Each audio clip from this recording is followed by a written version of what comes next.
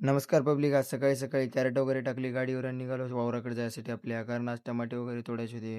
वावरात आलो आणि 2 कॅरेट गाडीवरच ठेवलो कारण चिखलाचं आणायला अवघड व्हायला म्हणून. मग लगेच लागलो वांगे तोडायसाठी. माझ्या इकडे वांगे तोडणं चालू होतं. आपली आई आली होती मिरच्या तोडायसाठी. आई गाडीवर का आली नव्हती कॅरेटमुळे बसायला गेलतो म्हणून. आणि संभा बाप्पा आपल्याला आज गुलाबाची फुलं तोडून देऊ लागला. तेवढ्यात आपले पप्पा पण आले ते खत घेऊन वांग्याला खत टाकायचा होता म्हणून. आपले पप्पा तिकडे झेंडूची फुलं तोडू लागले. तेवढं माझ्या आता 1-1.5 कॅरेट वांगे तोडून झालं. आई मिरच्या तोडू लागली. आता टमाटे तेवढे तोडायचे राहिले होते. आपल्या पप्पाचं सगळे फुलं वगैरे इथं तोडणं झालं होतं म्हणून दोघे मिळून टमाटे तोडून घ्यावं म्हणले. टमाटे वगैरे तोडल्यान 4 कॅरेट आपल्या गाडीवर बांधून निघालो घरी जायसाठी. कारण घरी जाऊन परत जायचं होतं बाजारला. घरी येऊन आंघोळ वगैरे केली, छत्री घेतली, सगळे कॅरेट फाऱ्या वगैरे घेतलो, निघालो परत बरबडला बाजारला जायसाठी. काल काय मी नायगावला बाजारला गेलो नव्हतो म्हणून आज बरबडला जाऊ म्हणलो. बरबडला जायला एक गोष्ट चांगली आहे की रस्ता चांगला आहे जायसाठी. आंतरगावच्या फुलावर जाऊन बघतो तर काय सगळ्या फुलाच्या भोवताल जेवढे पण वावर आहेत सगळे पाण्यात वावर बुडून गेले होते. जेवढे पण सोयाबीन होतं काहीच दिसना गेलं तसं. भरपूर शेतकऱ्याचं भरपूर नुकसान झालंय. शेवटी एकदाच बाजारात येऊन पोहोचलो. दरवेळेस बाजार खाली मारुतीपाशी भरते, यावेळेस मारुतीपाशी पाणी असल्यामुळे बाजार वरी भरू लागला. आपलं सगळं सामान लावून बाजार सगळं फिरून आलो एक बारचं. मग सगळं लगेच एक बार चहा पिऊन घ्यावा म्हणलं. चहा वगैरे पिलो, सगळं सामान व्यवस्थितरित्या लावून घेतलं. टमाटे, वांगे, मिरच्या, फुलं वगैरे सगळं. ऊन तर इतकं बेकार लागत होतं म्हणून छत्री लावून बसलो थोडा वेळ.